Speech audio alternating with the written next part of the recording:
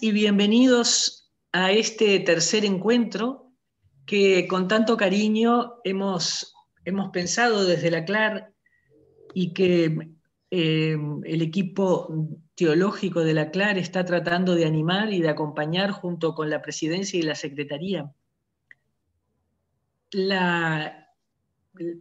Tenemos una gran cantidad de personas que cada semana nos acompañan, una gran cantidad de comunidades, lo cual nos alegra muchísimo y nos ayuda también a valorar nuevas alternativas, nuevas posibilidades.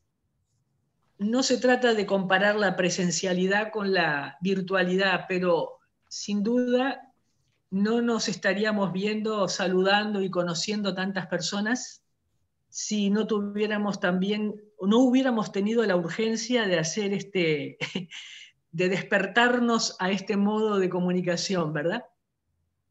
Así que muy bienvenidas, muy bienvenidos. Y vamos a ir empezando con la oración. La hermana Nancy y la hermana Daniela van a motivarnos, a acompañarnos en este primer rato. Muy bien, vamos a abrir entonces la presentación. Recordamos que esta oración es un aporte de la querida hermana Ángela Cabrera, desde República Dominicana, integrante del ETAP.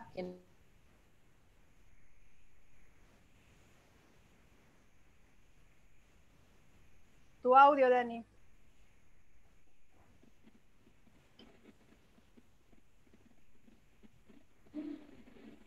Tu audio, Dani.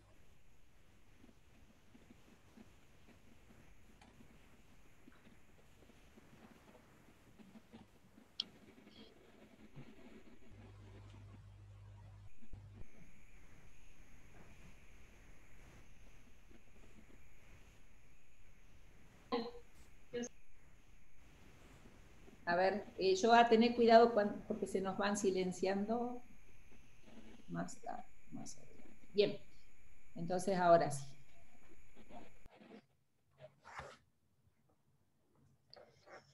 En el nombre de la comunión trinitaria, iniciamos este momento orante pidiendo la intercesión de María, nuestra Madre, la mujer de las grandes transformaciones. Los capítulos de hoy nos presentan nuevas dimensiones políticas de cara a la gestación de un mundo mejor. La propuesta se apoya en dos palabras mágicas y fecundas: amistad social y diálogo. Desde estas claves haremos una visita a la parábola del buen samaritano, para reflexionarla juntas y juntos desde las luces que estos capítulos ofrecen aplicados a la vida religiosa. Sean todos bienvenidos y bienvenidas a esta caminata de interiorización. Les invitamos a abrir las puertas de nuestras comunidades y de nuestros corazones para que las luces de la encíclica iluminen a la vida religiosa del continente. Iniciamos entonces con el diálogo que inaugura el texto bíblico. Un maestro de la ley se levantó y le preguntó a Jesús para ponerlo a prueba: Maestro, ¿qué debo hacer para heredar la vida eterna? Jesús le preguntó a su vez: ¿Qué está escrito en la ley? ¿Qué lees en ella?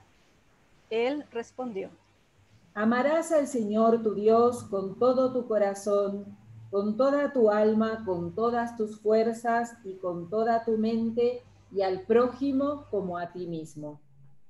Entonces Jesús le dijo: Has respondido bien, pero ahora practícalo y vivirás.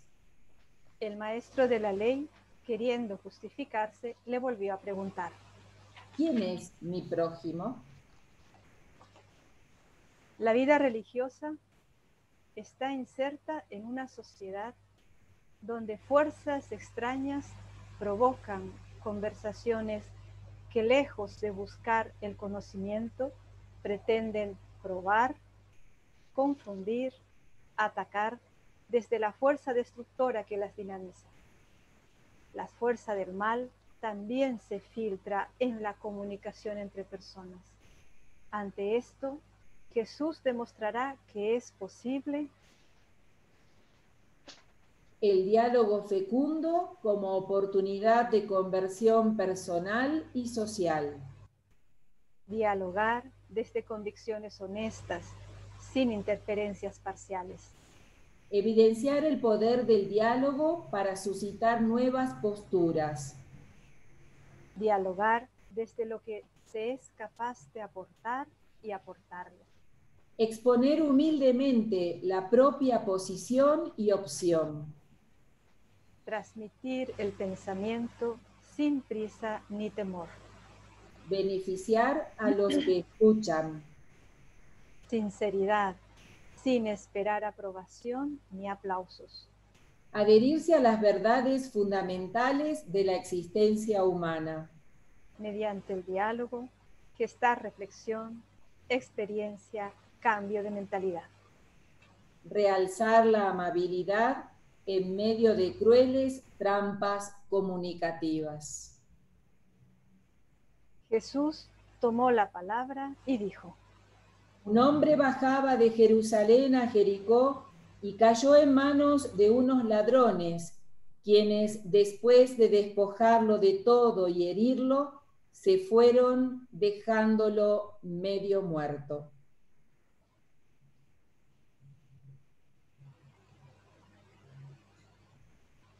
Un ser humano caído, despojado, herido, medio muerto, evidencia una sociedad donde Es palpable la fragilidad humana. son evidentes rostros indefensos, víctimas de un mal ejercicio del poder. Donde se muestra que existen últimos sociales, Donde hay un tejido social desintegrado, donde la dignidad humana está herida, donde se padece impotencia y miseria social, donde no se reconoce el propio nombre, donde una sociedad que se define como la suma de los individuos. se advierte necesidad de un cambio en los corazones, en los hábitos y en los estilos de vida. Por casualidad, un sacerdote bajaba por el mismo camino. Lo vio, dio un rodeo y pasó de largo. Igual hizo un levita, que llegó al mismo lugar, dio un rodeo y pasó de largo. Estas o esas actitudes muestran el sentido de no pertenencia al pueblo. Liderazgos incapaces de interpretar y sentir con su gente. Que han desfigurado la palabra pueblo. Dando prioridad al inmediatismo, populismo irresponsable. Testimoniando la ausencia de solidaridad social. Promoviendo la cultura del individualismo y la desintegración. Afirmando con los hechos que diferencias ideológicas son más poderosas que la solidaridad. Con una tendencia a encerrarse en la inmanencia del propio yo o intereses grupales. Los gestos muestran adhesión al poder perpetuo, priorizando proyectos personales. Sencillamente muestran que hay carencia de identidad común. En cambio, un samaritano que iba de viaje llegó a donde estaba el hombre herido y al verlo se conmovió profundamente. Se acercó y le vendó sus heridas curándolas con aceite y vino. Después lo cargó sobre su propia cabalgadura, lo llevó a un albergue y se quedó cuidándolo. A la mañana siguiente le dio al dueño del albergue 2 monedas de plata y le dijo: cuídalo, y si gastas de más, te lo pagaré a mi regreso. Ante la persona herida, el amor se hace cercano y concreto. genera un movimiento que procede del corazón y llega a los ojos, a los oídos, a las manos. Se abre paso la caridad, la más elevada vocación, mostrando una marcha eficaz de transformación histórica que surge desde el corazón de toda vida social sana y abierta, y acompaña a una persona sufriente para modificar las condiciones que le provocan ese sufrimiento. Se trata de los desvelos del amor por el bien común, por preferir a los últimos, abrigando la fraternidad universal, con pequeños gestos de cuidado que hacen parte de la civilización del amor, respetando el rostro de cada persona, expresando la creatividad humana, movida por la compasión, superando prejuicios desde la corresponsabilidad social, resolviendo situaciones para garantizar el bien de la otra persona. Se trata del amor realista, que no desperdicia lo necesario para curar. En suma, estamos ante la escuela de la ternura. ¿Y qué es la ternura? Es el camino de las mujeres y los hombres fuertes que emplean su fuerza para construir la amistad social desde el cansancio alegre y cotidiano. ¿Cuál de estos tres te parece que se comportó como prójimo del hombre que cayó en manos de los ladrones? El maestro de la ley respondió: el que lo trató con misericordia. Entonces Jesús le dijo: tienes que ir y hacer lo mismo.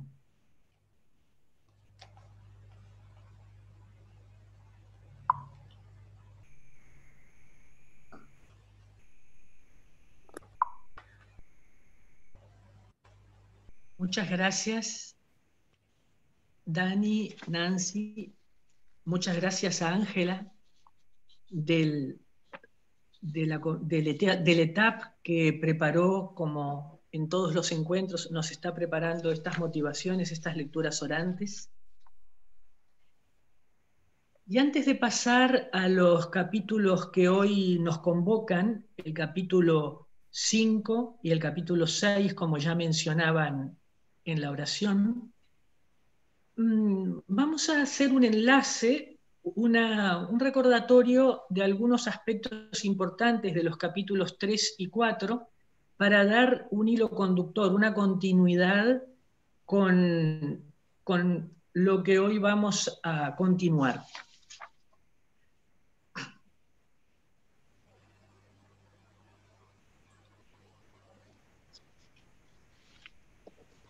Francisco nos presenta esta encíclica como una encíclica social, como lo es, y nos dice que nos ofrece un humilde aporte a la reflexión para que, ante diversas formas de ignorar y de eliminar a otros, seamos capaces de reaccionar con un nuevo sueño de fraternidad y de amistad social.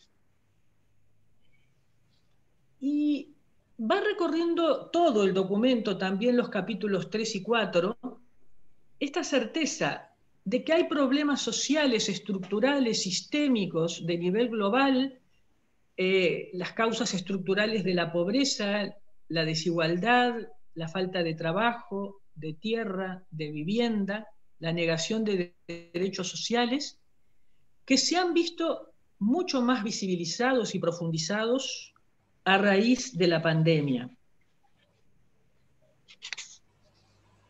No nos da doctrina en la encíclica, sino que nos pide leer estos signos de los tiempos y dar respuestas, unas respuestas concretas en esta doble dimensión, la atención de las situaciones inmediatas y locales, sin perder de vista también la atención y el trabajo por la transformación de las causas estructurales. Los capítulos 3 y 4 nos sitúan en una concepción de iglesia como pueblo de Dios o como hospital de campaña, como signo de fraternidad por medio de la amistad social. En el capítulo 3 nos habla de pensar y de gestar un mundo abierto. Y nos propone volver a visitar la antropología, la ética social, que nos pongan en camino para transitar hacia esta fraternidad. En este capítulo nos va presentando un itinerario que parte de la conciencia de la alteridad como una dimensión constitutiva de nuestra persona y por lo tanto la necesidad y la capacidad de relacionalidad, de abrirnos a otros, de entretejer vínculos, unos vínculos personales, sanos, verdaderos, la capacidad de autotrascendernos y por lo tanto de abrirnos a entretejer sociedades abiertas en las que todas las personas tengan y puedan encontrar integración.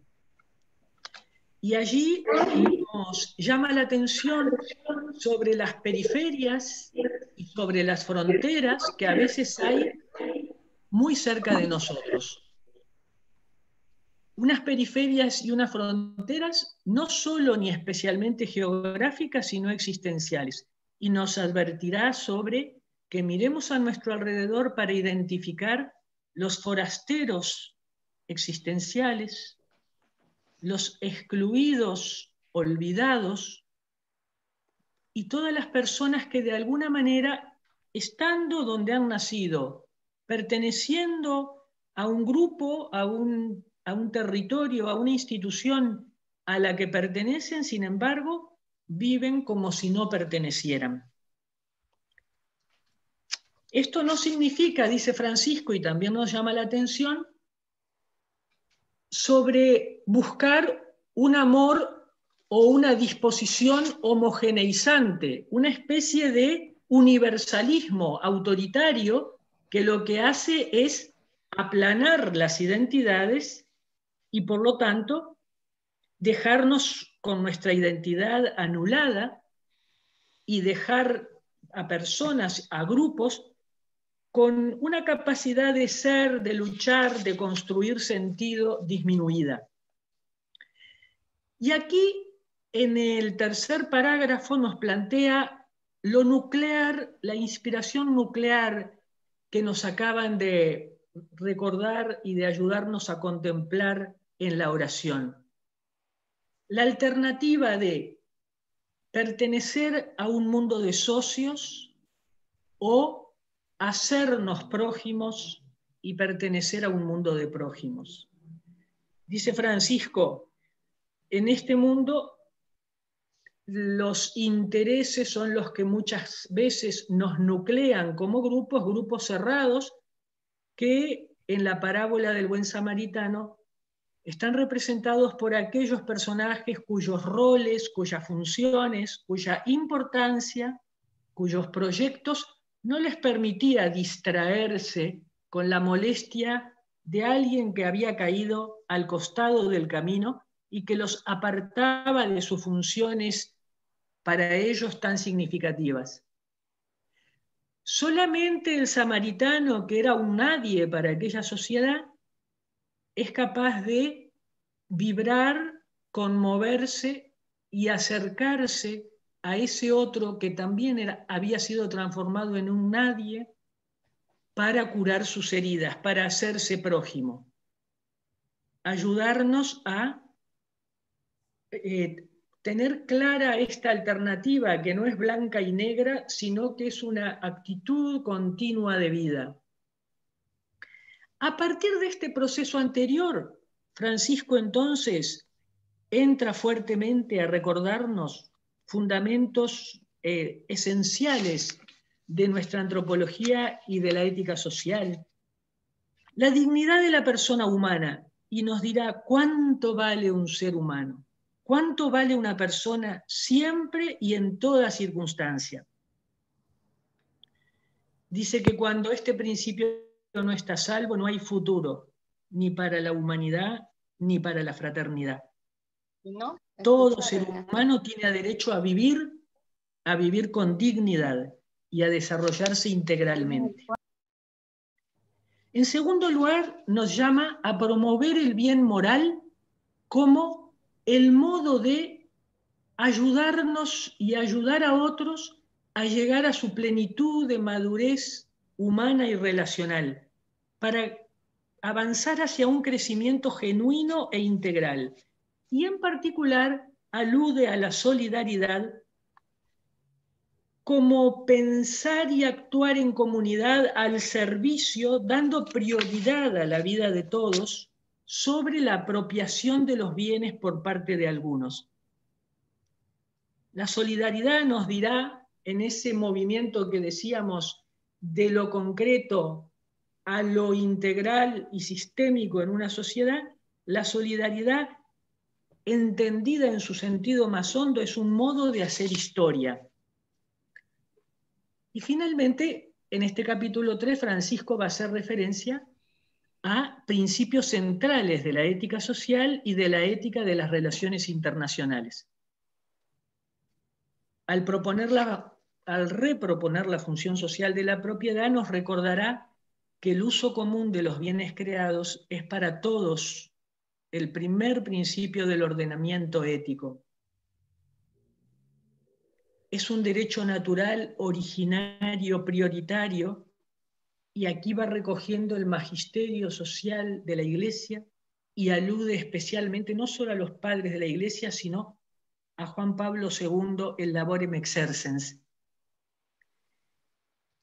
Y aclara o profundiza o vuelve a recordarnos que toda propiedad privada debe ser considerada un derecho secundario y derivado del derecho inalienable de el uso común de los bienes para todos y todas las personas.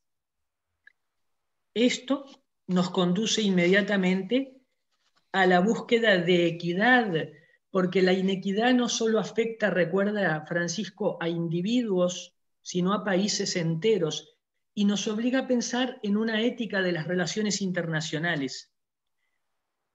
No se trata solo de reconocer y respetar los derechos individuales, sino los sociales y los derechos de los pueblos.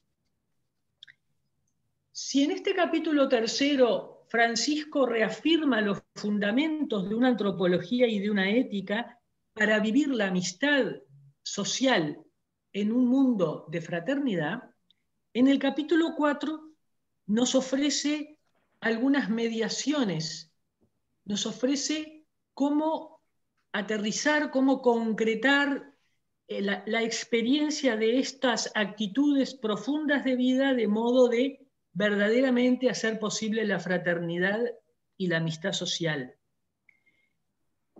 Los nuevos signos de los tiempos nos revelan nuevos rostros de los pobres y de la pobreza. Esta crisis humanitaria de la pandemia en realidad ha visibilizado y hecho más cruda y más profunda crisis humanitaria con las que cohabitábamos y que son verdaderos lugares teológicos desde los que Dios nos está convocando para dar respuestas. Se han producido y se producen más y más fracturas globales como la pandemia con consecuencias locales. Y no podemos ni debemos, menos nosotros consagrados y consagradas, responder solo a lo coyuntural, porque corremos el riesgo de asistencialismo, sino ser capaces de profundizar, discernir aquellas causas estructurales que está a nuestro alcance, visibilizar, sensibilizar, ayudar a tomar conciencia y transformar. Se trata también de atender las identidades, cómo recuperar las identidades de los pueblos, las identidades culturales, cómo dignificarlas en marcos globales. porque como ya nos anunciaba Francisco en el capítulo 3, o nos advertía, no se trata de crear un mundo homogéneo y una globalización aplastante. Si nos centramos en lo local, esto es algo en lo que Francisco insiste permanentemente, si nos centramos en lo local, nos encerramos, nos aislamos y caemos en la tentación de exacerbar los nacionalismos. Y no podemos creer tampoco que personas o grupos podamos hacer una transformación solamente en red, en vinculación, en colaboración con otros y otras, en múltiples redes de colaboración y de fraternidad, podremos hacer posible otro mundo. Hoy necesitamos tener la perspectiva que hace tantos años repetimos de pensar globalmente y actuar localmente. Pensar en términos de global-localización. Finalmente, como una mediación que entendemos muy bien, es la mediación de la vecindad, de la cercanía, de la convivialidad. Allí se produce la reconstrucción del tejido social. Por aquí puede nacer un nuevo camino pastoral. La fraternidad social construye amistad, construye ciudadanía. Y si hay ciudadanía, se reconocen los derechos y los deberes de las personas. En pandemia se nos pide reconocer que hay modelos pastorales que han fracasado y que es necesario, ante problemas diversos, ante signos que han cambiado sus matices y sus manifestaciones, pensar en análisis sociopastorales que nos conduzcan a crear nuevas respuestas. No es posible continuar realizando las mismas cosas, ofreciendo las mismas respuestas ante una crisis humanitaria de esta envergadura y que ha puesto en evidencia nuestros fracasos. Finalmente, en el capítulo 4, como en el conjunto de la encíclica, Francisco nos recuerda que todas las respuestas necesitamos pensarlas en humanidad como punto de partida. Ya no solo en iglesia, sino en fraternidad universal y abierta, sintiéndonos parte de una humanidad herida que se inclina con ternura ante la carne y la fragilidad heridas de otros. Desde allí, desde esa conciencia de nuestra propia humanidad, como discípulas y discípulos de Jesús, podremos dar pasos para colaborar con la fraternidad universal y la amistad social. Y ahora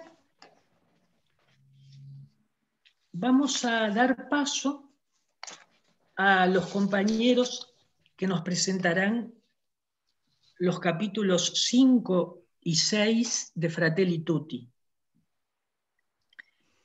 Ellos son nuestra hermana Nancy Fretes, paraguaya, religiosa de la Compañía de María, doctora en Teología Dogmática por la Pontificia Universidad Gregoriana y docente titular en la Universidad Católica de Asunción.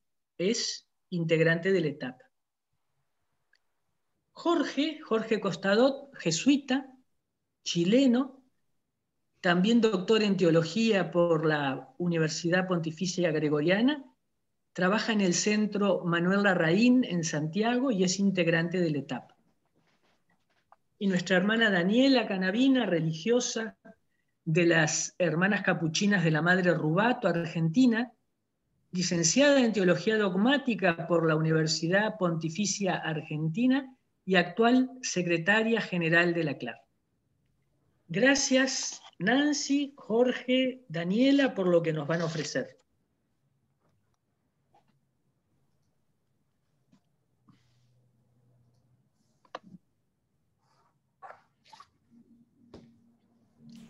Jorge, la palabra tuya y la presentación.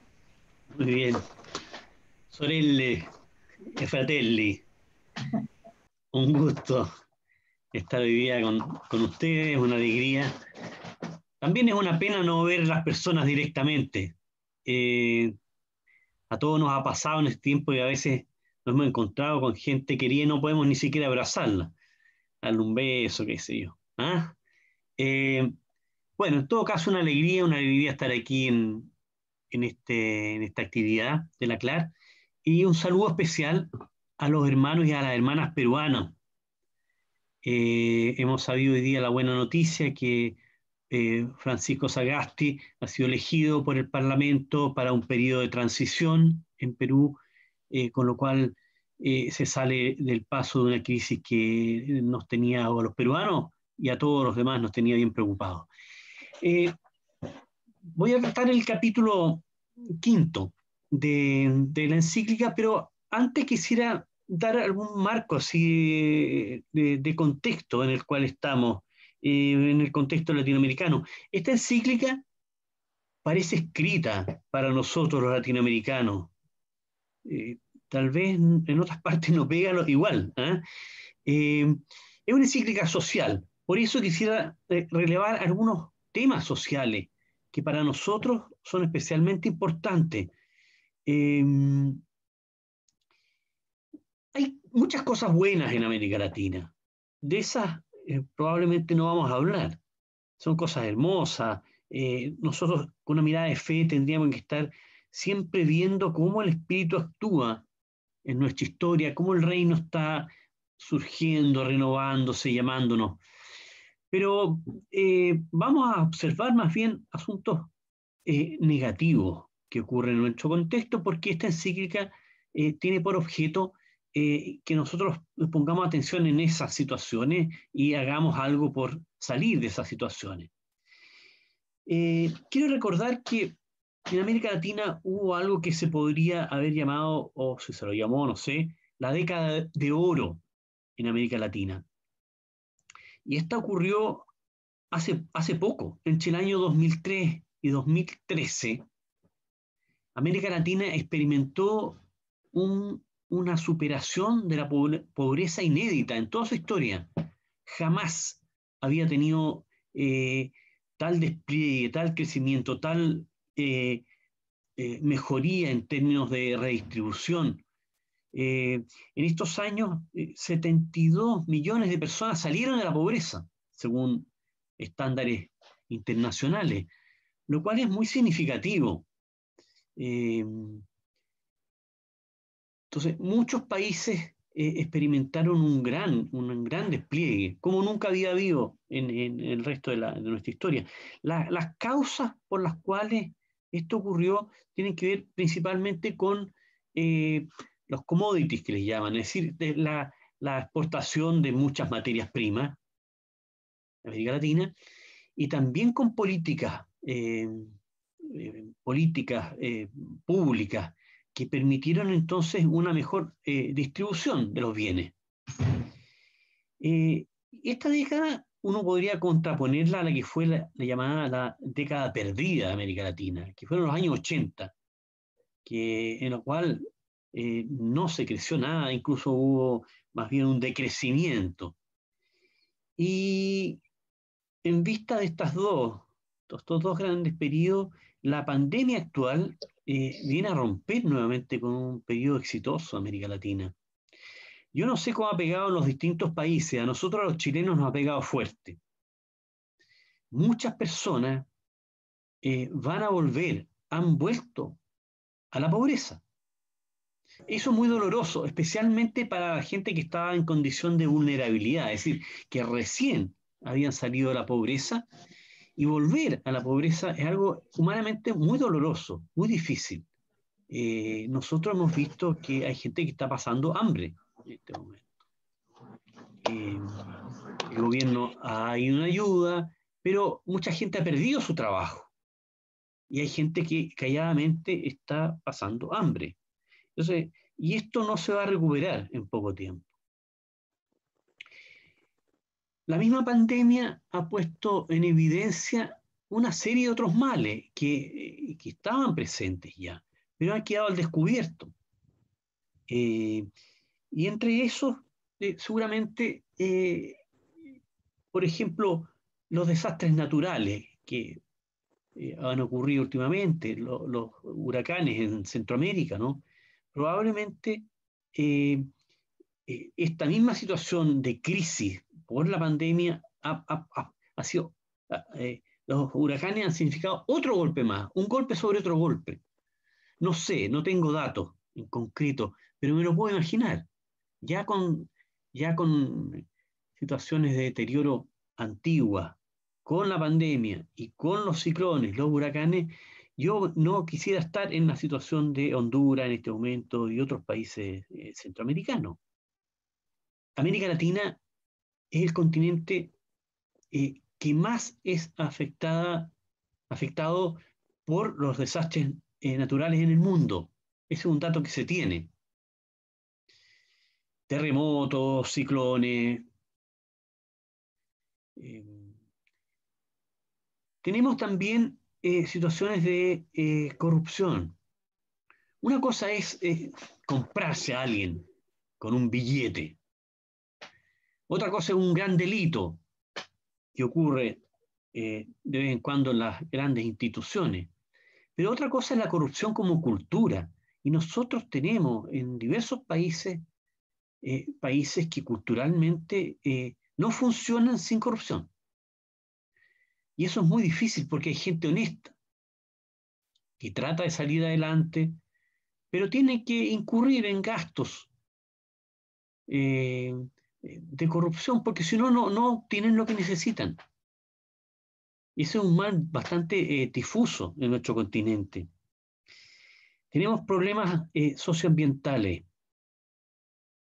El caso de la Amazonía es el que tenemos más cerca, ¿no? Como una reserva planetaria de oxígeno, de buen aire, está siendo afectada por tremendos incendios, y lo que pasa ahí pasa en otras partes. Estoy seguro que en todos los lugares de América Latina donde hay grandes mineras, o bien hay forestales, o bien hay diversos tipos de monocultivos, están experimentando un deterioro de su medio ambiente enorme, con lo que está estrechamente vinculado a problemas sociales. Estoy leyendo un libro de hace muchos años atrás, hace 50 años atrás, eh, que se llama Las venas abiertas de América Latina. Eh, ya se me fue el nombre ya, del autor, me voy a acordar. Bueno, él ya en esos años, Eduardo Galeano. Galeano, sí, Galeano, ya en esos años describe una serie de situaciones en América Latina donde hay monocultivos y que terminan siendo las zonas más pobres, porque lo que hay antes del monocultivo es un pluricultivo de cosas con la cual la gente más pobre más o menos vivía. Bueno, esa situación en muchas partes se ha deteriorado. Las mineras extraen, se van, contaminan, terminan con los glaciares, etc. Tenemos situaciones de injusticias con los pueblos originarios. Estas injusticias eran de décadas, digamos así, de cientos de años. Lo que pasa es que, a Dios gracias, los pueblos originarios van tomando conciencia de su situación y van ilustrándose y van sacando la voz y van involucrando a otros que entonces se dan cuenta que esto no ha podido ser por cientos de años. Pero están ahí y sufriendo. Tenemos situaciones de migración muy grandes. Países que pierden sus equilibrios, la gente que sale a buscar no solamente mejores vidas, digamos así, sino que salen arrancando a veces de sus países porque ahí ya no pueden estar más. Tenemos situaciones de violencia vinculadas al narcotráfico muy fuertes en algunos países. El narcotráfico entra a dominar los barrios, las poblaciones, con violencia. con tráfico de armas de distinto tipo. Y hemos visto, especialmente a raíz de la pandemia, situaciones de inestabilidad política. Todos nuestros países han experimentado una tremenda agitación política porque la situación social ha sido extremada. El futuro en gran medida es impredecible. Es una de las características de este tiempo. Es impredecible para nosotros. Ya el tema de las vacunas, vamos a ver cómo salimos en adelante, pero muchas otras cosas más. Bueno, los religiosos, yo he hecho la pregunta a propósito de esto mismo, y nosotros los religiosos, ¿dónde estamos? Bueno, en mi caso, pertenezco a una comunidad de base en Santiago, una comunidad popular, y en la cual en poco tiempo hemos tenido que apoyar 3 ollas comunes. Es como lo nuestro. A veces pensamos, ¿de dónde está la iglesia? Bueno, a propósito de esto mismo, de repente, como que resurgió lo que, de las brasas, lo fundamental, digamos, la caridad, el amor, las ollas comunes, las mujeres que están ahí, que uno no sabe cómo realmente sacan adelante esos trabajos. Bueno, entonces, ahí esas son las pistas de luz. Me voy alargando, vamos al capítulo 4, ahora sí que entro. Ya, ahora entro. El capítulo 4 tiene que ver entonces con la política, directamente con la política. El Papa desea que tengamos una mejor política. El objetivo en este capítulo, el Papa nos habla de una comunidad mundial. Lo que se busca es una comunidad mundial que sea expresión de una política de fraternidad. Es una mirada política universal.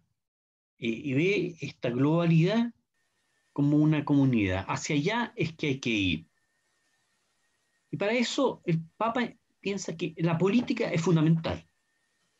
Es una herramienta fundamental. Sin ella no es posible ir a esa comunidad. Ahora, no cualquier política. Y eso lo sabemos, el Papa también lo sabe. Lo principal va a ser desarrollar un amor político. Fíjense cómo radica algo tan general como es la política, la radica en algo tan fundamental y tan hermoso como es el amor. La política está contaminada de tanta cosa, pero bueno, él la radica entonces en el amor. La perspectiva que asume es la perspectiva popular. Son los pobres y el pueblo. Cosa que también para nosotros latinoamericanos es muy significativo. Este ha sido el Papa de los pobres, sin lugar a duda. Los otros documentos, Angeli Gaudium, todos los discursos que ha tenido a los movimientos sociales, Bolivia, la misma encíclica eh, de la Laudato Si, no es encíclica, pero bueno, hace las veces. La perspectiva siempre es la de los pobres, y esto a nosotros nos toca mucho los latinoamericanos, porque nosotros entendemos que la opción por los pobres es lo que ha caracterizado la recepción del concilio en América Latina. Yo una vez, perdónenme, voy por las ramas, pero bueno, paciencia. Una vez cambiamos un correo con Gustavo Gutiérrez, que para muchos es el padre de la teología de la liberación. Y yo le hablé en el correo de que había muerto la hermana Elena Chaín, del amor misericordioso, y que había sido una mujer maravillosa. Monja de población, le decía yo. Monja de población quiere decir, es lo máximo. ¿Sí? Esas mujeres que están insertas ahí, que van a todas, cuya casa es el lugar donde los niños estudian, etc. ¿Ah? Y Gustavo Gutiérrez me dice, las que han cumplido la opción por los pobres en América Latina son las religiosas. Me quedó grabado. Porque bueno, yo conocí a esta mujer que fundó nuestra comunidad y entonces este mundo, este es el mundo desde el cual el Papa habla. El mundo de las villas, del pueblo en general. Bueno,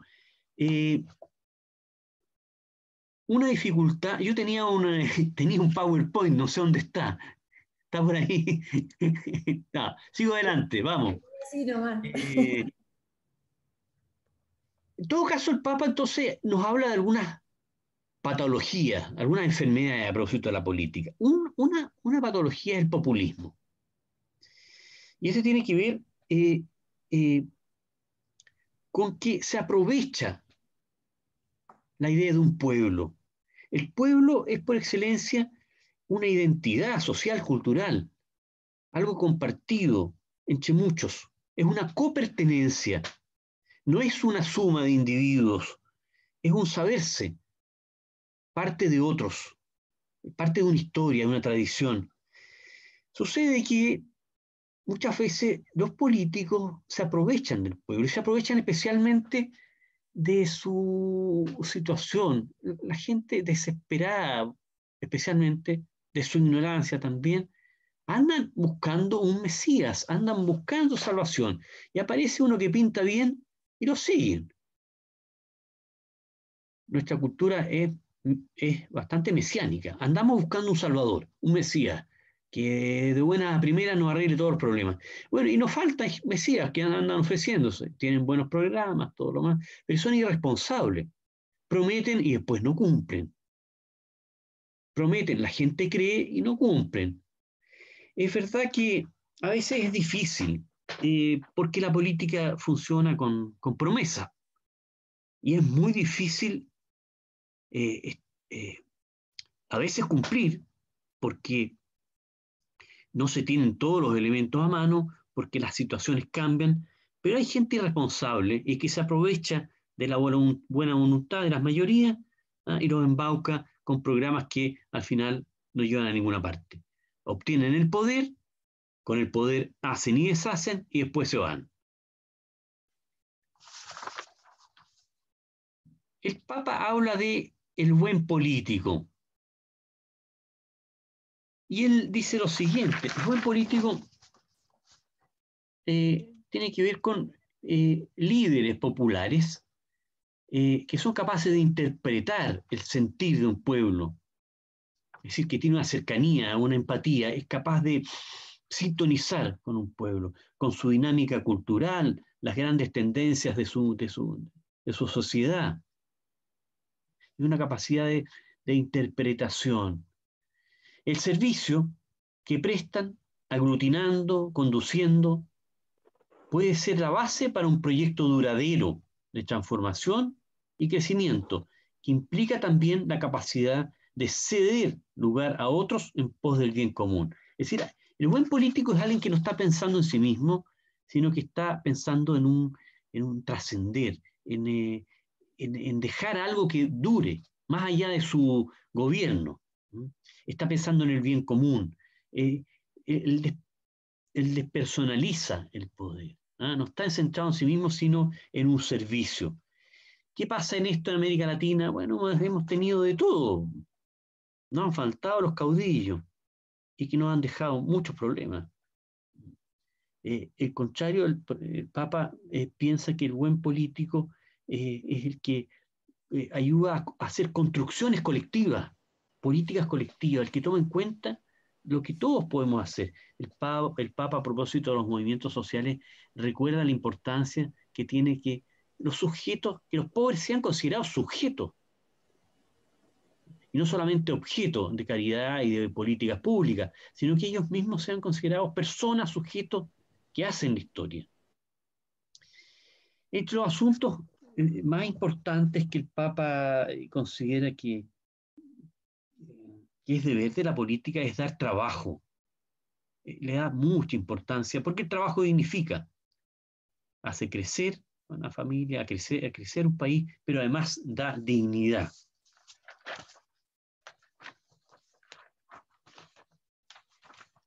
Los papeles, se me desordenan los papeles. Ya, vamos a la página quinta, aquí está. No se vayan. La otra patología, digamos así, de la política son los liberalismos. En general, los liberalismos tienen que ver con que el pensamiento que sostiene que cada uno se las tiene que arreglar por cuenta propia. Cada uno es responsable de sí mismo, pero no necesariamente los demás. Primero yo, como dice un señor por ahí que no lo menciono. Primero América. Primero yo, los demás se las arreglan como puedan. El liberalismo se basa en que todos somos individuos, pero no personas. El concepto de individuo tiene que ver con esto mismo. Yo soy yo, y yo soy responsable de mí mismo, y los demás, bueno, cada uno vele por lo suyo. El concepto de persona, en cambio, al cual el Papa alude, es un concepto antiguo en la tradición cristiana y tiene que ver con aquel que es a partir de los demás, aquel que se sabe perteneciente a los otros, que copertenece con los otros y que tiene conciencia de que él no sería nada sin los demás. Me decía una señora allá de la comunidad mía, le decía a todos los otros, yo no sería nadie sin los demás. Y esta es una mujer que se la ha jugado por los otros. Ella es, nosotros en Chile llamamos asesora del hogar, una persona que trabaja en casas particulares. Y ella, no obstante su trabajo diario, no obstante demorarse 2 horas al trabajo en ir y 2 en volver, se da el trabajo para ir a ayudar con la olla común, etc. Y dice, yo no soy nadie sin los demás. Bueno, esa es una persona. Ese tipo de personas en el individualismo no funcionan. Los liberalismos no funcionan. Recuerden que en el pensamiento liberal, recuerdo esta idea de Adam Smith, ¿no? Cada uno vela por su interés y si cada uno lo hace, al final eso rebalsa y no hace bien a todos. Ese es el pensamiento liberal. Cada uno vaya por lo suyo y al final esto va a alcanzar para todos. El Papa va a rechazar tenazmente esta idea. Una economía no puede consistir en el rebalse. Y la política, entonces, la política liberal no puede ser, porque al final lo que hace es que beneficia en primer lugar a los más poderosos. Y a los otros, si alcanza, alcanza. El Papa se va a oponer fuertemente a lo que es el neoliberalismo. Precisamente lo dice en estos términos. Lo define así. El mercado solo no resuelve todo, aunque otra vez nos quieran hacer creer este dogma de fe neoliberal. Dogma de fe neoliberal. Se trata de un pensamiento pobre, repetitivo, que propone siempre las mismas recetas frente a cualquier desafío que se presente. El neoliberalismo se reproduce a sí mismo sin más, acudiendo al mágico derrame o goteo, sin nombrarlo, como único camino para resolver los problemas sociales. No se advierte que el supuesto derrame no resuelve la inequidad, que es fuente de nuevas formas de violencia que amenazan el tejido social. El Papa no rechaza el mercado, lo que rechaza es el neoliberalismo, que es una forma de funcionar el mercado y que normalmente se sirve de la política, ¿no? Así, para articular una competencia en la cual evidentemente los más fuertes siempre ganan.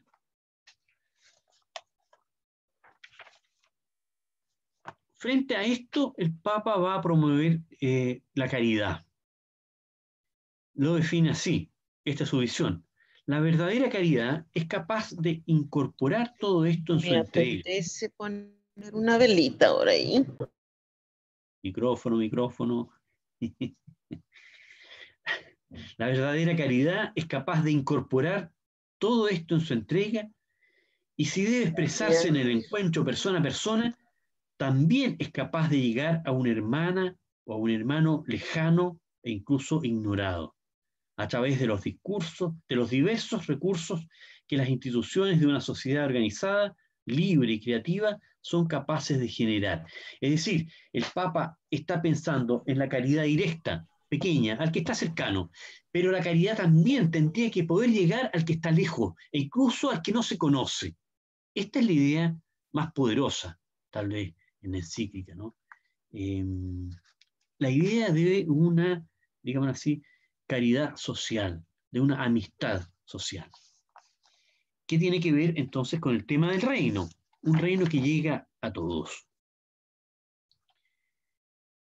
Para ir en contra de este individualismo y contra este neoliberalismo, entonces lo que el Papa pide es una conversión personal y política. Ambas. No se puede zafarse uno de esto, de esta manera de ser la sociedad que nos domina, sin una conversión del corazón, pero también de las estructuras, del modo de organizarse la sociedad, la economía y también la cultura. Hay que cambiar la cultura. La cultura en la que estamos es una cultura individualista. Es muy difícil sacarse esto de la cabeza. Por años se nos ha metido individualismo en la cabeza. Por años las nuevas generaciones han sido formateadas de un modo individualista. Entonces se requiere un cambio interior. Y el Papa entonces pide también un cambio a nivel internacional. Pide una reestructuración internacional de la economía y hace un llamado a reforzar a las Naciones Unidas, porque es indispensable entonces una actividad política internacional. Voy concluyendo. Entonces, en definitiva, el Papa hace un llamado a una caridad social y política. Lo cito a él mismo, dice: para muchos la política hoy es una mala palabra, y no se puede ignorar que detrás de este hecho están a menudo los errores, la corrupción, la ineficiencia de algunos políticos. Eso lo sabemos. Continúa la cita. A esto se añaden las estrategias que buscan debilitarla, reemplazarla por la economía o dominarla con alguna ideología. Y concluye la cita: pero ¿puede funcionar el mundo sin política? ¿Puede haber un camino eficaz hacia la fraternidad universal y la paz social sin una buena política? El Papa piensa que no. La política es indispensable y hay que tener cuidado con desprestigiarla. Esta es una situación local nuestra, chilena. Nosotros tuvimos una tremenda dictadura en Chile con el general Pinochet. Bueno, el general Pinochet, una de las cosas que hacía era desprestigiar la política, a todos los políticos por parejo, y eso quedó instalado en nuestra memoria. El discurso típico, los políticos no sirven para nada. Bueno, es que ese discurso lo que hace es impedir que, espanta a los posibles buenos políticos. Entonces, yo creo, hay que tener mucho cuidado con desprestigiar la política, porque así las personas que realmente podrían hacer una buena política se van y dejan el terreno a todos los garnacheros, los que están esperando ahí para hacerse el poder. La política, entonces, dice el Papa, no puede depender de la economía. Todo lo contrario, la política tendría entonces que gobernar la economía. Y tendría que tener en cuenta también el aporte de la ciencia y de la técnica. No basta la buena voluntad. Los políticos con buena voluntad no van a llegar lejos. Se necesita ciencia económica, ciencias sociales, se necesita historia, se necesita técnica, sin lo cual, entonces, es imposible transformar la realidad, con el cuidado siempre de no caer en el dominio de los técnicos, que creen que por ser técnicos pueden cambiar las cosas, como ha sucedido con la economía en toda América Latina, ¿no? El gobierno de los técnicos, al final es un gobierno que no tiene sentido social. Eso. Entonces, amor político, como la máxima expresión del amor, civilización de los pobres, como decía Pablo VI, derechos humanos, todas son dimensiones de la política. Bien, ese es el capítulo 4. Me toca a mis amigas ahora, a Nancy y a Daniela. Capítulo 5. El quinto, Jorge, el quinto. Capítulo 5. Sí, muchas gracias, Jorge. Y entonces ahora pasaríamos a que Nancy y Dani nos presenten el capítulo 6, el capítulo del diálogo y la amistad social. Así es. En un momento, si escuchamos a Jorge, él decía que este mundo pobre es del cual Francisco habla. Y lo habla porque lo vivió. Entonces yo quiero, como argentina, centrarme también en la historia del cardenal Bergoglio para traer esta temática de la amistad social.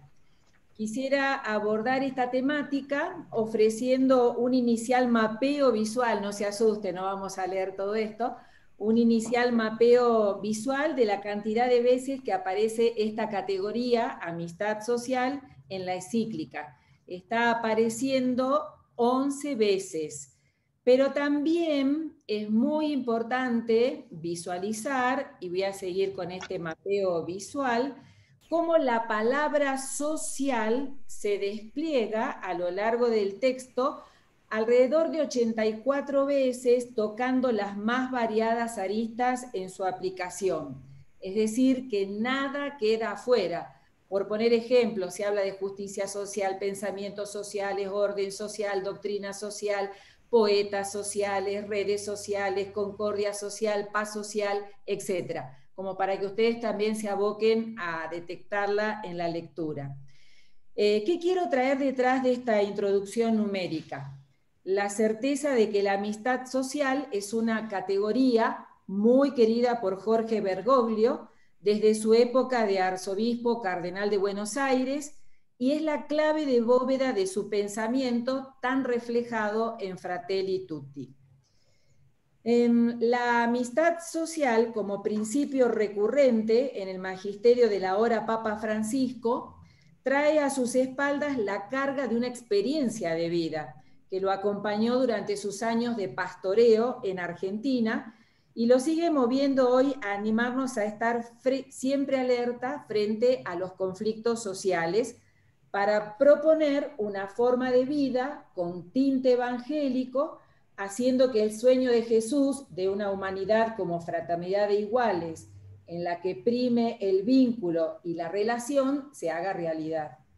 La antropología de Francisco ilumina el plano ético-social y nos invita a dar paso a una cultura del encuentro donde prime la unión y a una sociedad en la que el conflicto propio de la vida social, lo sabemos esto mucho, sin ser ignorado, pueda ser asumido y transformado en un nuevo horizonte en la que la unión prime siempre sobre las diferencias. Ya en el numeral 5 de Fratelli Tutti, Francisco expresa que las cuestiones relacionadas con la fraternidad y la amistad social han estado siempre en el centro de sus preocupaciones. Y esto lo trae a sus espaldas, lo trae como experiencia de vida. Jorge Bergoglio imploraba la amistad social para Argentina delante del presidente Kirchner y su sucesora esposa, la cual había agudizado la crisis económica y había engendrado políticas públicas muy frágiles. Ambos, esposo y esposa, en sus diversos mandatos, renunciaron a participar de los Te Deum de la Catedral Metropolitana de Buenos Aires, en los que Bergoglio se mostraba implacable en sus denuncias y llamados reiterativos a favorecer la amistad social. Imploraba la amistad social como antídoto contra cualquier forma de violencia y con el objetivo de restituir el tejido social roto, cual trabajo artesanal a modo de restauración continua. Por ejemplo, en el Te Deum del 2006, Bergoglio llamaba a promover la fuerza transformadora de la amistad social, rechazando y cuestionando la malaventuranza de la constante exclusión que sufría Argentina y de cualquier clase de enfrentamiento que sufría y sigue sufriendo, por cierto, Argentina. Seguimos.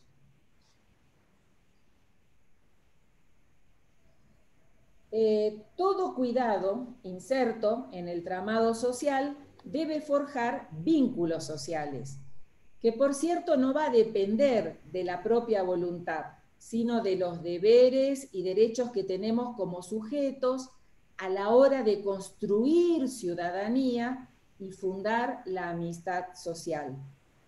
La construcción ciudadana en el cardenal Bergoglio se unía a la necesidad de profundizar los vínculos de amistad social como capacidad de buscar juntos, desde posturas diversas, lo que es siempre conveniente para todos. Es lo que tradicionalmente se llama como el bien común. La fraternidad y la amistad social se plantean de esta manera como los caminos indicados para construir ¿qué? Un mundo mejor, más justo, más pacífico, con el compromiso de todos, personas e instituciones. Por tanto, se vuelve entonces necesaria la búsqueda de un terreno común y el acuerdo de valores éticos mínimos que permitan avanzar en el diálogo constructivos como presupuesto y fundamento. Por eso el tema del diálogo está tan fuerte unido al de la amistad social, que es lo que Nancy luego nos va a propiciar. El cardenal Bergoglio ya decía en el año 2010, un 25 de mayo, fiesta patria argentina, que este 25 de mayo nos anime en la construcción de la amistad social que nos consolide como una sociedad justa, equitativa, solidaria e inclusiva. Y así, haciendo camino en el tiempo, Jorge Bergoglio tuvo una presencia muy protagónica en Aparecida, y allí en el apartado que habla de nuestros pueblos y de la cultura, tema que también está presente en este capítulo, se lee: es necesario educar y favorecer en nuestros pueblos todos los gestos, obras y caminos de reconciliación y amistad social, de cooperación, en relación a lo que venía diciendo antes, y de integración.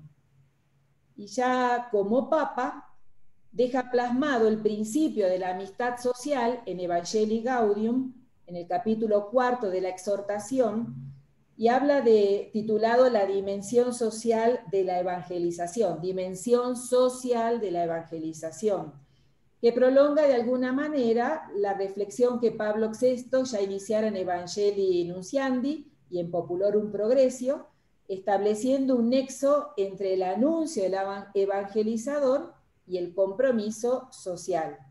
Y en el numeral 228, Francisco va a escribir de la importancia del desarrollar una comunión en las diferencias, y en el cual la amistad social propicia que la unidad siempre va a ser mayor o superior al conflicto. Por tanto, la solidaridad se convierte así en un modo de hacer historia, en un ámbito viviente donde los conflictos que conviven con nosotros cotidianamente, también con la vida religiosa, las tensiones y los opuestos, pueden alcanzar una unidad pluriforme que engendre vida.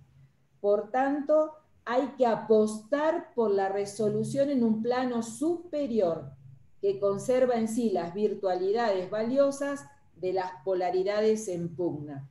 Esto mismo que está en Evangelii Gaudium aparece en el numeral 245 de Fratelli Tutti, haciendo esta insistencia, que siempre la unidad es superior al conflicto. Pero para seguir haciendo relación con la experiencia de vida de Francisco, la explicitación de este principio de que la unidad siempre es superior al conflicto, ya él lo venía trayendo, por ejemplo, en una pronunciación que él hizo como cardenal en la conferencia celebrada en el 2010 con ocasión a las jornadas arquidiocesanas de pastoral social, donde se hablaba de nosotros como ciudadanos, del nosotros como pueblo, y en forma de cascada no solo hablaba de la unidad que siempre va a ser superior al conflicto, sino de que también el tiempo es superior al espacio, la realidad es superior a la idea y el todo es superior a la parte, afirmando que estos cuatro principios brotan de los grandes postulados de la doctrina social de la Iglesia, de modo que son válidos para todo el pueblo santo de Dios, como él lo llamaba, a la vista de las tensiones bipolares propias de la realidad social, que se vivían aquel entonces y que se siguen viviendo en este momento. El cardenal Bergoglio los explicaba desde esta consideración previa. Es necesario llegar a construir un proyecto común que supone resolver tensiones bipolares. Y dando un pasito más, en Gaudete et Exsultate, también la amistad social se hace presente, y en este caso en el numeral 88, haciendo alusión a los pacíficos, que son fuentes de paz, que construyen paz y construyen amistad social. A esos que se ocupan de sembrar paz en todas partes, reciben de parte de Jesús esa hermosa promesa de que serán llamados hijos de Dios. Y también en Christus Vivit, Francisco, en 3 numerales, hace presente la amistad social. En el numeral 36, 169 y 183. Y sintetizamos estos 3 numerales con el siguiente aporte. Francisco invita a construir la amistad social, a buscar el bien común y a ser capaces de crear la amistad social. Si logramos buscar puntos de coincidencia en medio de muchas disidencias, en ese empeño artesanal, varias veces Francisco habla de trabajo, de empeño artesanal, costoso por cierto, y a veces costoso a la hora de tender puentes y de construir una paz que sea buena para todos. Si esto se logra, vamos a tener delante el gran milagro de la cultura del encuentro.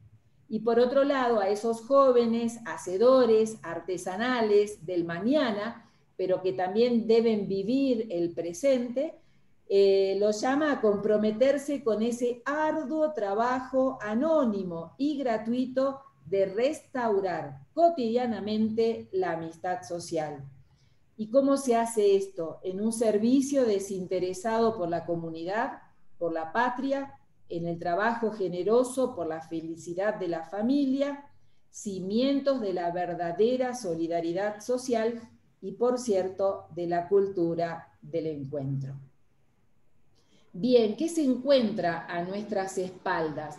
Porque es necesario siempre, al abordar un principio o una categoría en el Magisterio de Francisco, realizarlo desde una lectura espiralada, contemplando su haber, lo que él trae a sus espaldas y lo que va generando en el tiempo, para poder comprender su pensar y actuar de toda la vida. Porque el Francisco que se la juega hoy por los pobres es el Bergoglio que se ensuciaba los pies en medio de los pobres, que se embarraba pisando la villa donde él iba a visitar a sus pobres. Por tanto, en el interés que tenemos en esta jornada de hoy, vamos a sintetizar lo siguiente. La amistad social es la opción social fundamental para la Iglesia, agrego, para la vida religiosa. Vocación específica, debemos ser creadores y artesanos de amistad social. Frente a la experiencia de fragmentación, la amistad social, sinónimo englobante de respeto, tolerancia, diálogo, acuerdos, reclamo de nuevos caminos para una real convivencia social y humana. Yo no sé por qué, pero cuando estoy leyendo esto, a mí también me hace ruido la propuesta de caminar sinodalmente. Cuando hablamos de amistad, no tiene que entenderse analógicamente, sino como una relación entre personas basada en acuerdos sostenidos mediante el diálogo continuo sobre temas de interés común, pero que apunten siempre a un bien social. Una relación basada en la verdad, en la honestidad y construyendo lazos que favorezcan, por cierto, el respeto. El diálogo y la amistad social constituyen el axioma apostólico del pontificado de Francisco. Fundamenta el apostolado de la escucha en el diálogo social para generar la concordia. Y para cerrar, yo creo que aquí hay algo del horizonte inspirador de Laclar. porque nos resuena el horizonte inspirador en torno a este principio de la amistad social, porque el horizonte inspirador nos invita a hacer una vida religiosa incidente, capaz de transformar la realidad, capaz de poner unión donde la discordia y las situaciones de resquebrajamiento se hacen tan notorias, capaz de construir la amistad social frente a un panorama de desafíos estructurales en nuestra América Latina y el Caribe, al cual tenemos que estar con todos los sentidos para dar respuestas de vida y de vino nuevo. Y finalizo.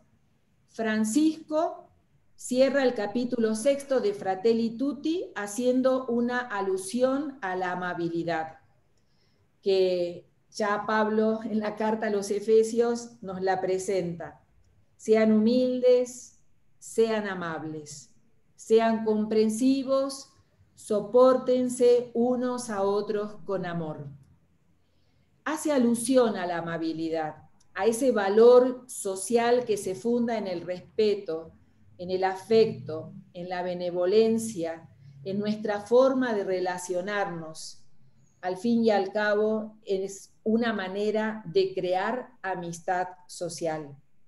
La amabilidad, en el numeral 224, dice que es una liberación de la crueldad que a veces penetra las relaciones humanas, de la ansiedad que no nos deja pensar en los demás, de la urgencia distraída que ignora que los otros también tienen el derecho a ser felices, especialmente los empobrecidos.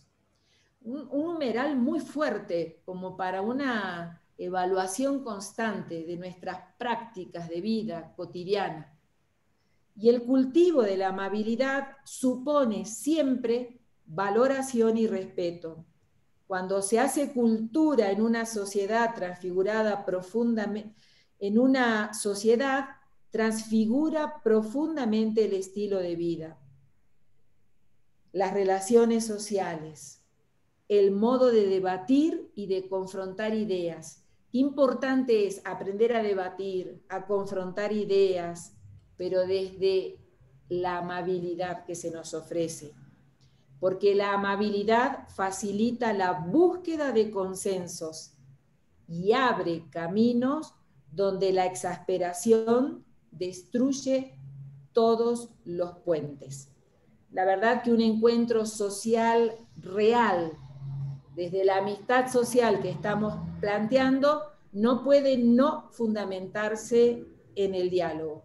Y a eso estamos llamadas, a ser forjadores, forjadoras de diálogo para crear la amistad social. Y ahora entonces sí, la palabra a Nancy. Muchas gracias, Dani. Sería bonito también si van elaborando sus preguntas y lo quieren dejar en el chat. Así después podemos abrir un pequeño diálogo. Un poco como nos decía Dani, nos daba como nos dejaba la puerta abierta a seguir reflexionando y pensando sobre lo que el Papa llama del arte del encuentro, que está mediado por el diálogo. Entonces vamos a ver si puedo hacer compartir pantalla y abrir la presentación para que nos ayude un poco más. ¿Sí? Es una propuesta de una sencilla reflexión para que podamos ahondar un poco en esta temática, en la misma línea que nos decía antes Jorge y después Daniela. A ver si me permite. Está un poquito lento. Allí.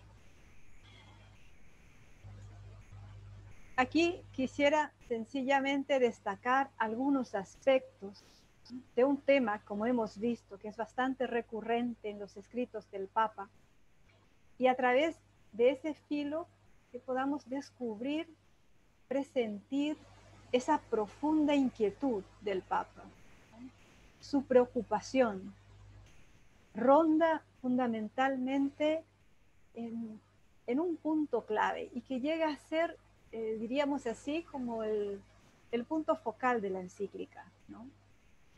Y es el reconocimiento de la dignidad humana, independiente de su procedencia, cultura, religión, lengua. Jorge antes nos preguntaba... Compartir en pantalla. Adelante, Nancy, así no nos demoramos. Vamos. Sí. Antes Jorge nos preguntaba dónde estamos los religiosos. Yo le podría añadir la pregunta, ¿y cómo estamos? Entonces, en esta encíclica nos da la clave el Papa para rescatar al ser humano desde su verdad original. En concreto, desde su ser persona. Y también lo decía Jorge, persona significa relación. En el capítulo 6 señala unas actitudes básicas y fundantes que disponen al encuentro, que está mediado por el diálogo.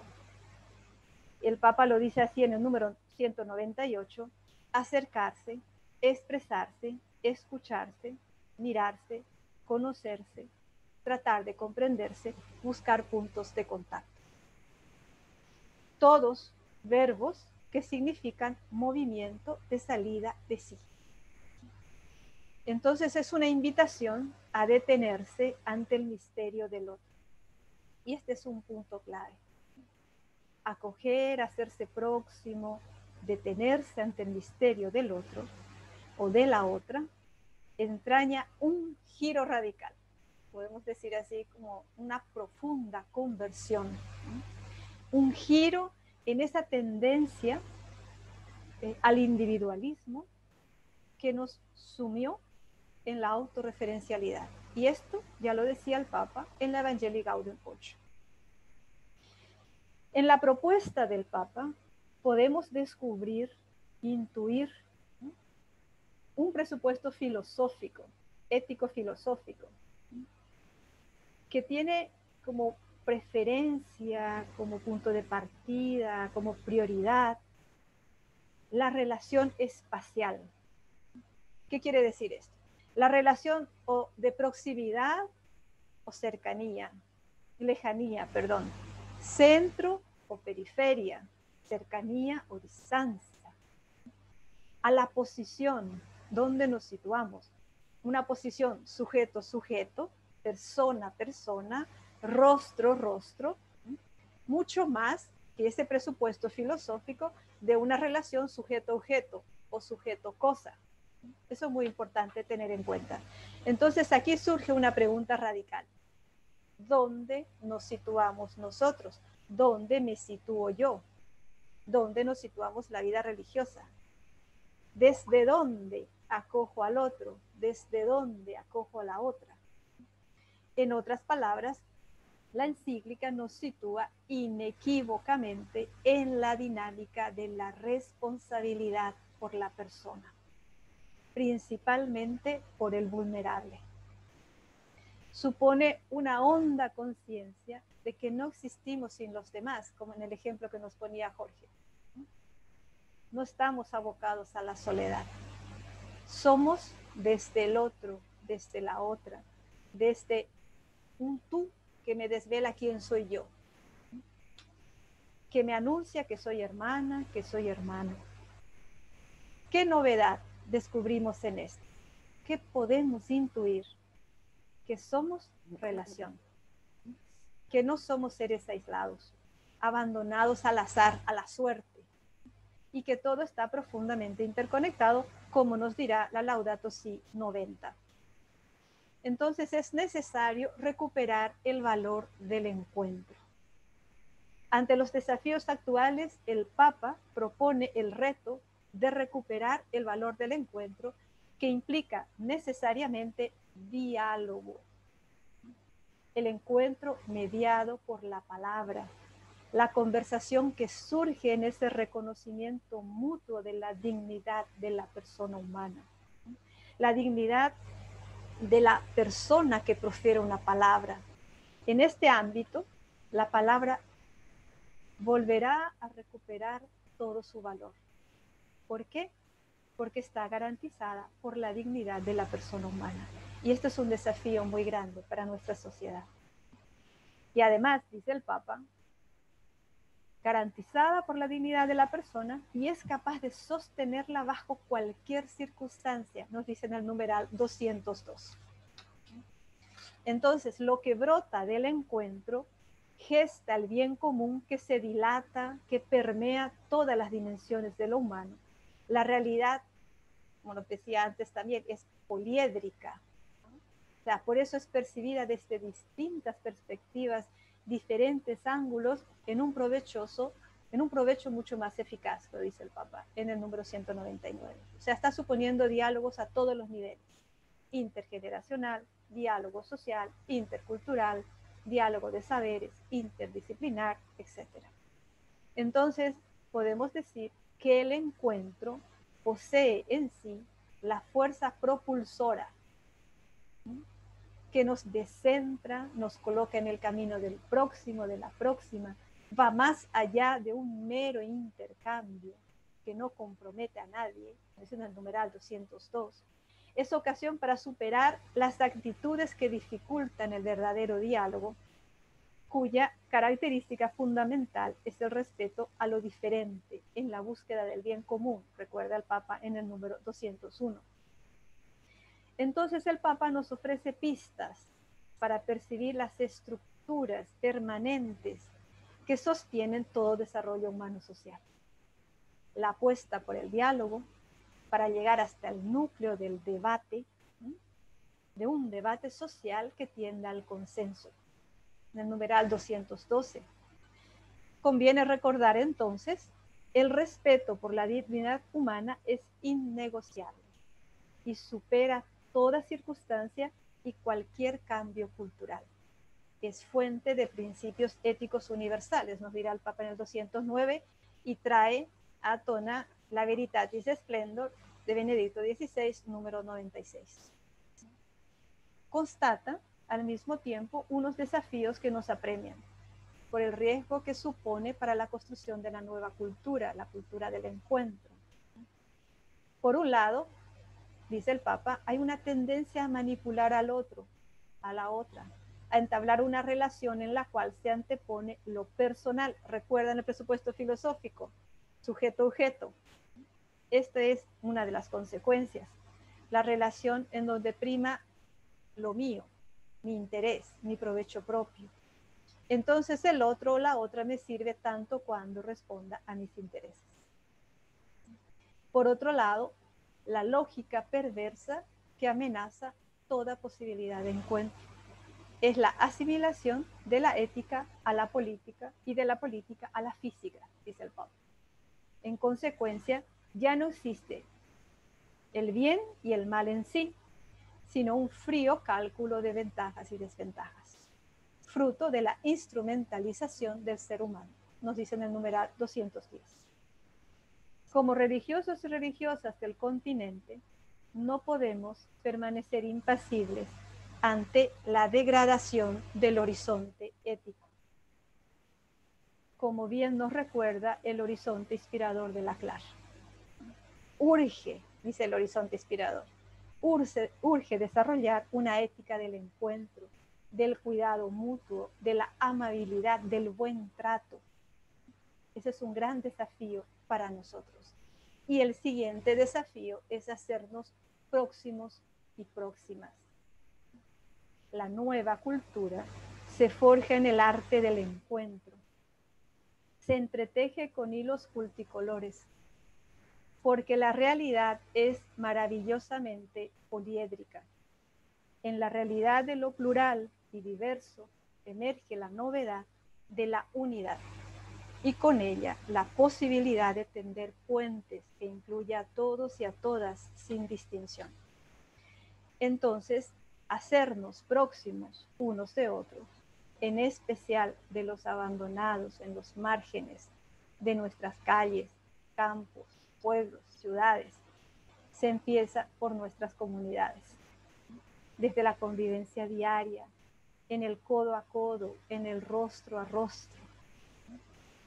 El arte del encuentro implica hacernos cargo de los que tienen un ritmo acompasado, más lento. En una palabra, conlleva la belleza de hacernos responsables del otro y de la otra, de que su vida y su muerte nos importa. El rostro del otro y de la otra nos interpela a la responsabilidad fraterna. Nos dirá un gran filósofo. La desnudez de su rostro expresa una petición implícita, una llamada a dar, una llamada a servir, una llamada a cuidarlo, de no dejarlo nunca menos ante lo inesperado, ante lo inexorable. El rostro del próximo entonces me revela lo infinito. Es mi hermano, es mi hermana. Me recuerda una verdad primigenia. Somos creados por amor y para el amor, fruto de la sobreabundancia del amor trinitario. Somos creados en profunda interconexión. Significa que como criaturas humanas, nos realizamos en la salida de sí hacia los demás, en la medida de la continua donación y servicio, en concreto a los heridos del camino, empezando por nuestras comunidades. Este encuentro mediado por el diálogo moldea actitudes, nos descentra, nos libera del individualismo y propicia el cultivo de la amabilidad, como nos decía Dani. Entonces, brota la acogida mutua como estilo de vida, modo de relacionarnos en medio de tanta indiferencia, nos dirá el Papa. Germina el trato humano, el trato amable, como hábito, como espacio de valoración, respeto y corresponsabilidad, expresada en la sencillez de estas palabritas mágicas que le encantan al Papa. Y con esto cierro. Permiso, perdón y gracias cotidianas.